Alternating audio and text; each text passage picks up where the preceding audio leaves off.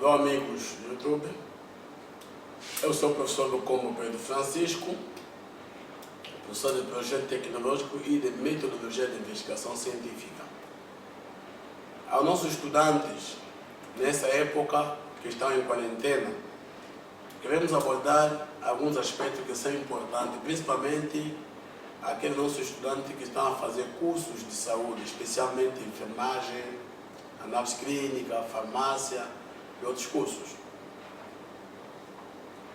Temos constatado que muitos alunos, quando chegam na 13ª classe, que é o último ano, ou última classe para terminar o curso médio, têm apresentado um grande vazio no que concerne alguns elementos importantes.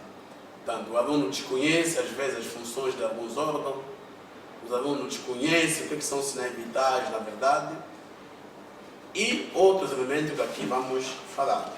Portanto, resolvi gravar esse vídeo para dizer que é extremamente importante a um estudante do curso de saúde dominar os sinais vitais. Quando falo dominar os sinais vitais, não é citar os nomes, mas ter domínio de todos os sinais vitais. Isso, nomeadamente, começando na temperatura, saber que a temperatura é um elemento importante que nos ajuda para perceber o estado de aquecimento do nosso corpo. Quando alguém está a fazer febre, é um sinal de que essa pessoa deve estar acometida com uma patologia, visto que a febre é desencadeada por hipotálamo. A febre não aparece em vão. Quando aparece febre no corpo, é porque algum agente patogênico que nós temos no organismo. Além da temperatura, é fundamental também que as pessoas entendam que quando estão a falar de pulso, tá? Pulso e frequência cardíaca são dois elementos semelhantes, mas não são iguais. O pulso sente-se para batimento das artérias nas veias, nas artérias, e a frequência cardíaca geralmente mede-se num instrumento chamado monitor. Portanto, a frequência cardíaca ou pulso normal de um indivíduo varia de 60 até 100 batimentos por minuto. Quando uma pessoa tem batimentos acima de 100, chamamos esse batimento como uma taquicardia. Quando esse batimento está abaixo de 60, chamamos de bradicardia. É importante saber que tanto o pulso como a frequência respiratória é importante. É muito comum as pessoas fazerem confusão. O pulso, quando é taquicárdico ou bradicárdico, as duas podem ser chamadas de arritmias cardíacas.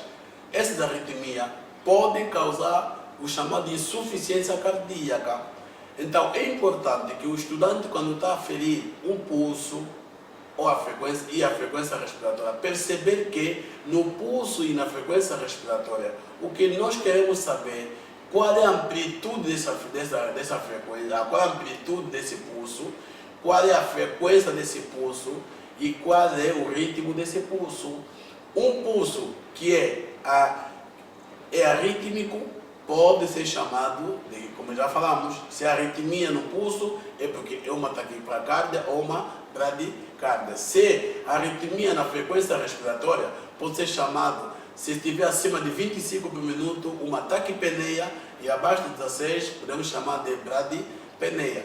É importante que saibam que a amplitude de um pulso é para saber como é que esse pulso está a bater nas artérias. É forte, fraco ou filiforme. É importante isso.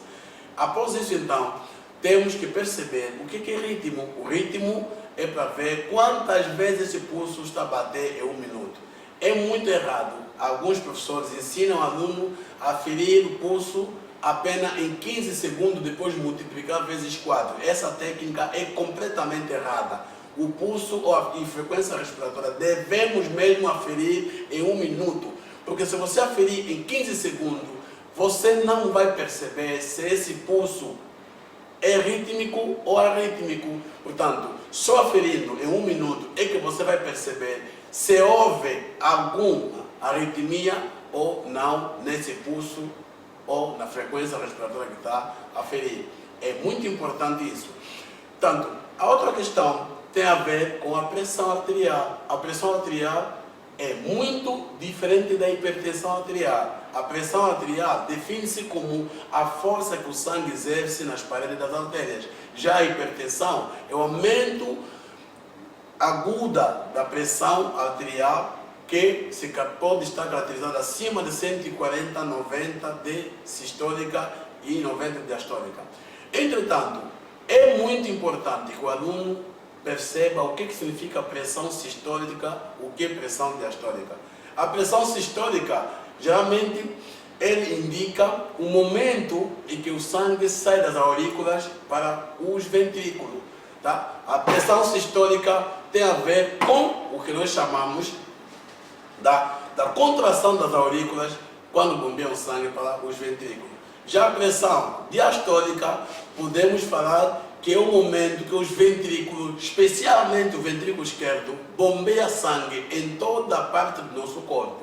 Por isso que o aluno deve perceber, tanto a pressão sistólica como diastólica, as duas podem ser alta ou baixa. Uma pressão sistólica acima ou de 140 para cima, ela é considerada alta. Uma pressão sistólica abaixo de 120, ela pode ser considerada como pressão sistólica baixa. Pressão diastólica acima de 80 considera-se alta. Abaixo de 80 também considera-se alta, baixa. Mas atenção, que a pressão diastólica, o valor normal é de 60 até 80. Quer dizer que abaixo de 60, podemos dizer que a pressão diastólica está baixa e acima de 80, a diastólica está alta. Portanto, é importante perceber isso. E a outra questão é que quando nós vimos que alguém desmaiou, o aluno deve saber que o desmaio geralmente caracteriza-se pela incapacidade do ventrículo esquerdo tem de bombear o sangue em toda a parte do corpo, especialmente para o cérebro, ocasionando assim diminuição do oxigênio no cérebro, e então o organismo cria esse mecanismo de defesa. Aí o aluno ou a pessoa desmaia para que não sofra danos no cérebro. Portanto, é importante que os alunos e outras pessoas que acompanhem esse vídeo percebam que nem sempre quando a pessoa desmaia é doença. O desmaio pode ser um mecanismo de defesa que o organismo utiliza para o nosso corpo. Portanto, segundo a OMS, a pressão normal é de 120 e 80. Só que é difícil encontrar todo mundo com essa pressão assim. Então, os valores da pressão variam da pessoa para pessoa, da idade para idade, mas que todos os valores da pressão iguais ou superior a 140 a 90 pode ser considerado como hipertensão arterial. Mas atenção que nem toda pessoa que tem pressão alta é hipertensa. Existe segmento que os médicos podem fazer para chegar à conclusão se esse indivíduo é ou não hipertenso. Igual modo que esses sinais vitais, quando são bem dominados pelo estudante, o aluno percebe realmente o que acontece no corpo. E a outra situação também é um tabu de muita gente dizer que as veias só transportam sangue rico em dióxido de carbono. Esse conceito é completamente errado. As veias também podem transportar sangue com oxigênio, visto que, se nós vamos entrar na anatomia, vamos perceber que o coração é dividido por duas aurículas e dois ventrículos. Tá? Nós temos a aurícula direita, a aurícula esquerda, e temos ventrículo direito e ventrículo esquerdo. Entre a aurícula direita e ventrículo direito, temos aí uma válvula que liga esses dois canais, a válvula tricúspide. Essa válvula tricúspide liga-se com o ventrículo direito. O sangue, a partir do ventrículo direito, vai ser bombeado pelos pulmões para realizar o processo de hematose. Esse trajeto que o sangue leva do ventrículo direito até nos pulmões, esse sangue é transportado pela artéria pulmonar, que leva o sangue para os pulmões realizam o processo de hematose e o sangue volta para a aurícula esquerda. Da aurícula esquerda, o sangue vai para o ventrículo esquerdo. Do ventrículo esquerdo, o sangue é bombeado para toda a parte do corpo através da artéria aorta. Então, é importante que o estudante perceba a fisiopatologia do coração para não ter dificuldade na hora de interpretar algumas situações que acontecem. Muito obrigado pela vossa atenção prestada e estamos juntos.